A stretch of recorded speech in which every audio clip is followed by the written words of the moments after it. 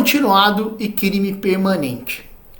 Quando da ocorrência desses dois delitos, se uma nova lei mais grave entrar em vigência, ela aplica-se imediatamente a esses dois delitos. No direito penal, temos o princípio da irretroatividade da lei, salvo para beneficiar o réu. Imagina só que durante a realização de um crime continuado ou permanente, entra em vigência uma nova lei mais grave. Ela vai ser aplicada de maneira imediata? Sim. Essa resposta é sim, de acordo com a súmula 711 do STF. Por quê? A lei penal mais grave aplica-se ao crime continuado ou ao crime permanente se a sua vigência é anterior à cessação da continuidade ou da permanência. Primeiro ponto, é importante a gente ressaltar qual a diferença.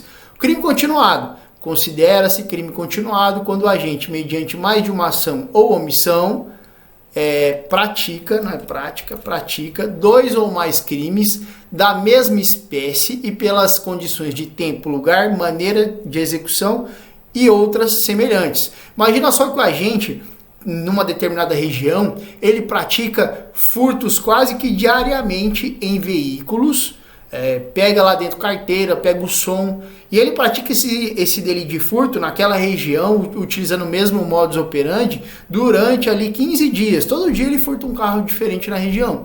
Ele não vai, se ele fizer 15 furtos, ele não vai responder pelos 15 furtos, ele vai responder por um furto em crime continuado. Porque ele, mediante mais de uma ação ou omissão, ele pratica dois ou mais crimes da mesma espécie, o furto, por exemplo, e pelas mesmas condições de tempo, lugar, maneira de execução e outras semelhantes.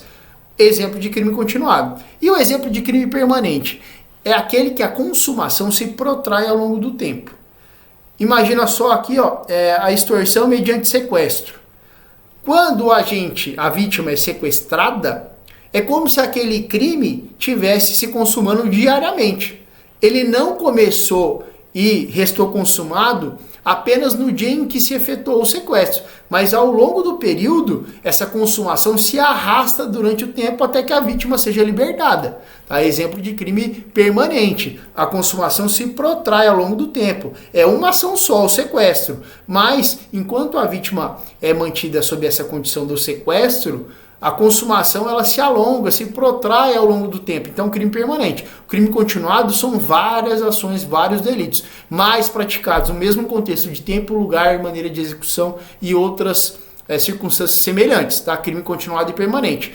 Durante a execução do crime continuado e permanente, se vier entrar em vigência uma lei penal mais grave, ela aplica-se imediatamente ao crime continuado e permanente, se ainda eles estão ocorrendo. Imagina só que o agente no crime continuado, praticando os furtos, conforme eu falei no exemplo, durante 15 dias ele pratica o furto em vários casos ali na região. 15 furtos ao todo. No 7º dia que ele está praticando os furtos, entra em vigência uma lei que agrava a pena do furto. Ao invés dele responder lá pelo delito do furto, salvo me engano de 1 a 4 ou 1 a 5, a pena sobe, agora a gente vai responder de 3 a 8.